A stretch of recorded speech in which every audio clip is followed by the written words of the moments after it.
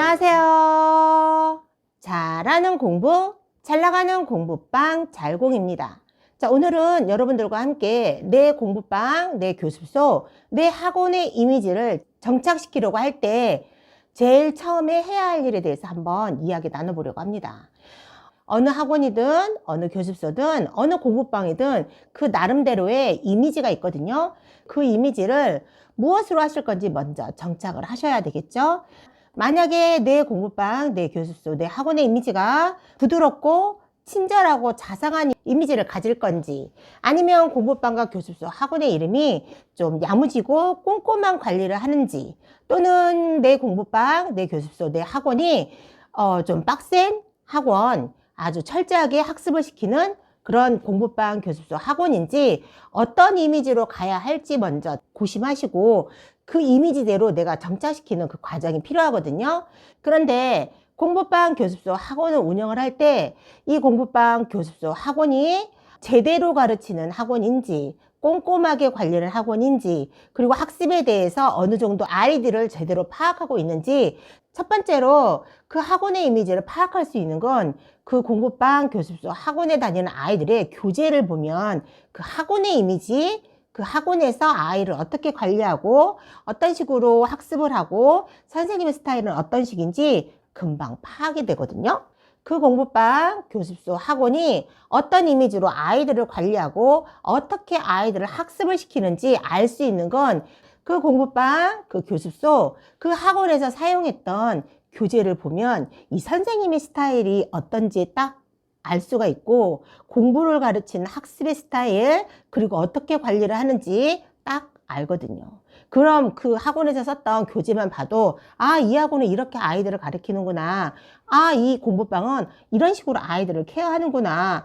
이 공부방, 교습소, 학원은 이렇게 아이들을 관리하고 학습시키는구나 라고 딱 알 수 있는 건 교재거든요.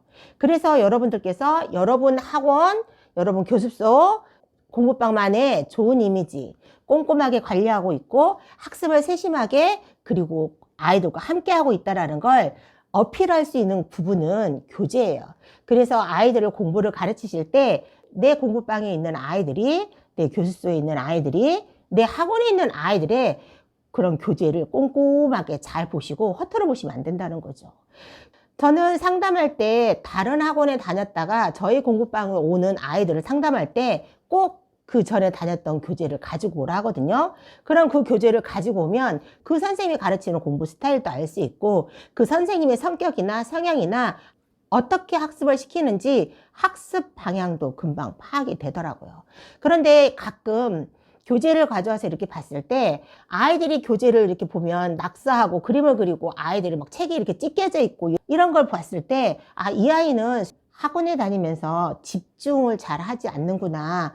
딴 데로 잘 새는구나. 그런데 선생님이 관리를 하지 않네? 라는 생각이 딱 들더라고요. 그러면서 그 학원에 대한 이미지가 확 바뀌는 거예요. 그런데 과연 그걸 보는 선생님인 저만 그럴까요? 이거는 학부형님들도 다 마찬가지라고 보거든요. 아이가 교재 한구탱이다가 낙서를 하고 그림을 그렸다는 건 그만큼 그 수업 시간에 집중 못하고 멍하거나 딴짓을 했다는 거고 선생님이 관리를 하지 않고 놓쳤다라는 증거물이거든요. 그래서 저희 공부방에서 사용하는 교재에 낙서를 하거나 그림을 그리는 거에 대해서는 철저하게 방지하고 금지시키거든요. 그런데 가끔 아이들의 이렇게 교재를 보면 너무 교재가 깨끗할 때가 있어요. 아무것도 없고 답만 체크되어 있고 채점만 되어 있는 그런 교재가 있거든요. 참 그런 교재를 또 봤을 땐 그 시스템대로고 그 프랜차이즈에서 나오는 그 시스템대로만 운영을 하고 있구나. 그 부수적으로 아이에 대해서 파악하고 부수적으로 선생님이 교재를 연구하고 또 아이가 부족한 점이 무엇이 있을까 연구하지 않는 선생님이구나. 그냥 프랜차이즈에서 나오는 그 학습 매뉴얼대로만 수업을 할 뿐이지 아이에게 또 부족한 부분을 또 추가하거나 고민하거나 그거에 대해서 연구하지는 않는구나 라는 생각이 또 들더라고요. 그 교재를 보면서. 교재가 너무 깨끗해도 문제가 있고요. 교재가 또 낙서나 그림으로 그려져서 또 더럽게 교재를 또 공부를 하는 아이들한테도 문제가 있습니다. 그럼 아이들이 사용했던 교재를 딱 펼쳐봤을 때 아이들이 열심히 공부를 했다라는 그 증거가 교재에 있어야 하고요. 그 교재를 딱 펼쳐봤을 때, 아, 선생님이 성심성의껏 아이를 지도하고 아이를 학습했구나. 아, 이 선생님이 아이에 대해서 꼼꼼하게 잘 관리하고 있고, 그리고 세심하게, 그리고 선생님이 학습을 아이에 맞게끔 시키고 있구나라는 걸 증거로 남아야 됩니다. 교재 안에.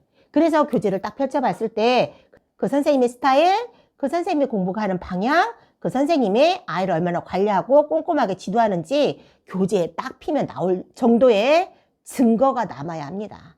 그래서 교재를 딱 봤을 때 정말 열심히 아이도 공부했고 선생님도 아이를 위해서 정말 최선을 다해서 설명해줬고 꼼꼼한 관리 속에 아이를 관리하고 학습시켰다라는 걸 교재 속에서 증거가 남고 교재 속에서 그 스타일이 나온다라는 거죠.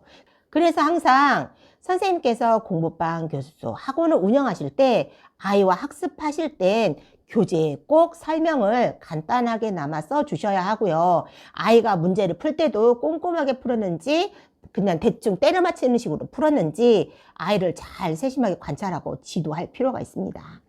그리고 고등학교나 중학교 3학년 정도면 괜찮지만 학원을 다니지 않았던 중학교 1, 2학년들이나 또는 초등학생, 특히 초등학교 저학년일수록 그 교재에 꼼꼼한 설명도 필요하고 아이가 문제 푸는 거에 대한 정확한 오답 체크도 필요하고 선생님이 아이를 꼼꼼하게 지도했다라는 걸 교재 속에서 보이는 게 필요한데 교재 안에 다른 선생님들과 다 똑같이 일률적으로 빨간색 볼펜을 사용하는 것보다 저학년이면 저학년일수록 선생님의 다양한 볼펜을 사용해서 아이한테 설명해주고 메모해주고 아이를 지도해주고 아이를 끌어갈 필요가 있거든요.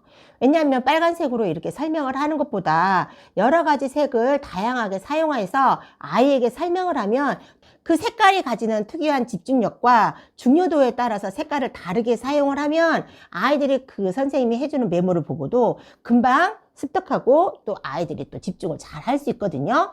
그래서 선생님이 초등학생을 가르치신다면 더더욱 저학년을 가르치신다면 단색인 볼펜을 사용해서 아이와 함께 공부하는 것도 중요하지만 다양한 색깔펜을 사용해서 아이에게 그 미적인 감각으로 아이를 집중력을 끌어주는 것도 필요하고 다양한 색깔로 인해서 핵심의 중요도와 난이도를 분별해서 색깔펜을 사용하면 아이들이 훨씬 집중해서 그 설명을 잘 듣고 그때 선생님이 설명해 줬을 때 그 이미지와 그 색깔과 매치를 시켜서 오래 기억이 남을 수도 있거든요.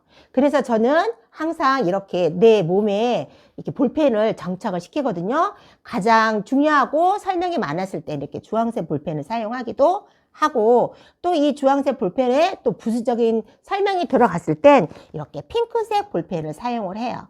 메인 설명과 부연 설명에 색깔펜을 다르게 사용하거든요. 메인 설명을 할 때는 주황색과 분홍색 볼펜을 사용을 하고 또 이 메인에 대한 설명을 부가적으로 설명하는 부가 설명일 때는 제가 이렇게 파란색 볼펜과 맨 마지막에 초록색 볼펜을 사용하기도 하거든요. 이렇게 여러 가지 색깔펜을 써서 그 내용에 대한 중요도와 그리고 그 뒷받침 문장에 대한 이 색깔로 구별할 수 있고 나름대로 책이나 노트에 메모를 해줬을 때 색깔펜을 쓰면 또 보기도 좋고 이 색깔을 보면서 선생님이 그때 설명해 줬을 때 그때의 그 상황과 이미지를 매칭시키면서 아이들이 훨씬 더 집중이 좋다고 합니다.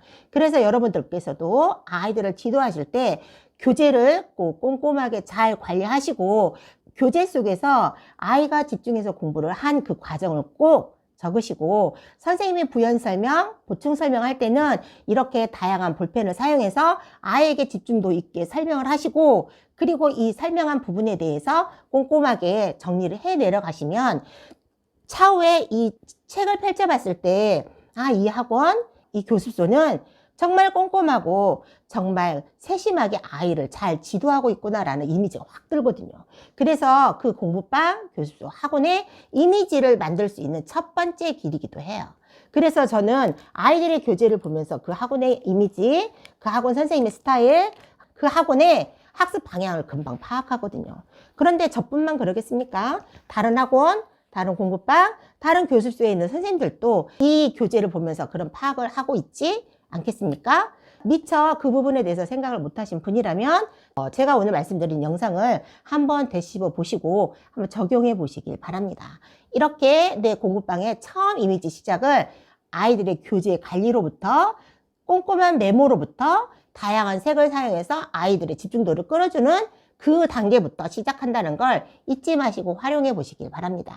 오늘 날씨가 많이 추워요. 바람도 많이 불고. 여러분 감기 조심하시고 오늘 또 아이들과 함께 긍정적인 에너지를 가지고 아이들에게 골고루 긍정적인 에너지 나눠주실 수 있는 그런 하루가 되시길 기원합니다. 자, 오늘 또 아이들과 함께 성장하시고 함께 발전하는 저와 여러분이 되기를 간절히 기원하면서 영상 마무리해 보도록 하겠습니다. 화이팅 외치면서 영상 마무리해 볼까요?